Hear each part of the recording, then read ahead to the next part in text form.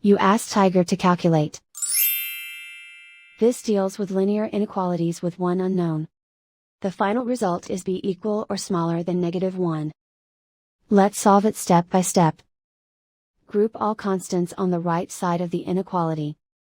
Subtract 12 from both sides.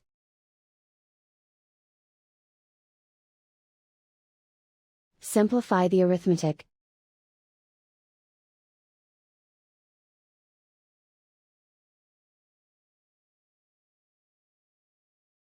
Isolate the b. Divide both sides by 8.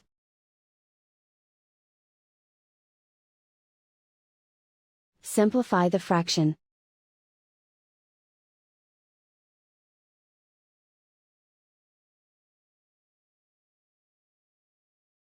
Plot the solution on a coordinate grid.